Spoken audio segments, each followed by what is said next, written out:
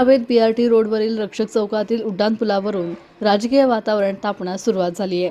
शिवसेना खासदार श्रीरंग बारणे यांनी उड्डाणपूल उभारणीवरून कंत्राटदारांसह अधिकाऱ्यांना दोष देत तीव्र उतारामुळे भविष्यात अपघात झाल्यास अधिकाऱ्यांवर मनुष्यवधाचा गुन्हा दाखल करण्याचा इशारा प्रशासनाला दिला होता. आता यावरून प्रभाग क्रमांक 26 भाजपच्या नगरसेविका आरती चोंधी यांनी खासदार बारणे यांच्यावर जोरदार पलटवार केला. पाहूयात त्या यावेळी काय म्हणाल्यात. रक्षक चौक येथे ऑक्टोबर 2024 मध्ये या सबवेचं आणि पुलाचं काम चालू झालेले आहे. या कामाची निविदा 19 कोटींची आहे.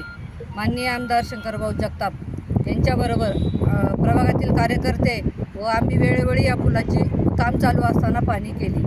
मागील आठवड्यात पुलाचे काम अंतिम टप्प्यात असताना त्यावेळेस मी पुलाला व्हिजिट दिली. व्हिजिट देत असताना पुलावरून जाणारे वाहने तसेच पूल चढताना व उतरताना वाहनांचा वेग कसा कमी करण्यात येईल, तसेच संकेतचिन्ह लावणे अशा अनेक प्रकारच्या सूचना आम्ही अधिकाऱ्यांना दिल्या. त्यानंतर अधिकाऱ्यांनी असे सांगितले की हा पूल लवकरच आपल्या प्रभागातील नागरिकांसाठी खुला करण्यात येईल.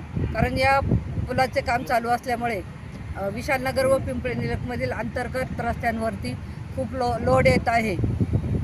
त्यानंतर दुसऱ्या दिवशी खासदार साहेबांची बातमी वाचली की ह्या पुलाचा तीव्र उतार असल्यामुळे अपघाताला निमंत्रण देणारे आहे. तर माझे असे म्हणणे आहे की त्यांनी काम 2 वर्ष पुलाचे काम चालू होते, तर त्यावेळेस त्यांनी या पुलाला व्हिजिट का दिली नाही किंवा त्यावेळेस त्यांनी का सूचना दिल्या नाहीत. आपल्या पिंपरी चिंचवड महानगरपालिकेच्या अधिकाऱ्यांनी अनेक पूल पिंपरी चिंचवडमध्ये बांधलेले आहेत, तर त्याप्रमाणे हा सुद्धा पुलाचं काम त्यांनी व्यवस्थित केलेलं आहे. हिंजवडीकडे जाणारा नागरिक माझ्या प्रभागातून बराच आहे. आपण पाहतो की वाकडला सबवेलगत वारंवार वाहतूक कोंडी असते, त्यामुळे नागरिकांना वाहतुकीला सामोरं जावं लागतं. तर त्याकडे त्यांनी लक्ष द्यावे असे मला वाटते.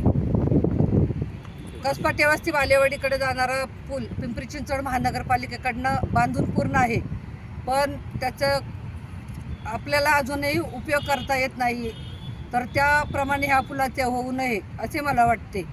लवकरच या पुलाचे काम पूर्ण होऊन माननीय आमदार शंकरभाऊ जगताप व सर्व इतर मान्यवरांच्या उपस्थितीत हा पूल नागरिकांसाठी खुला करण्यात येईल. प्रतिनिधी महाराष्ट्र न्यूज, पिंपरी चिंचवड.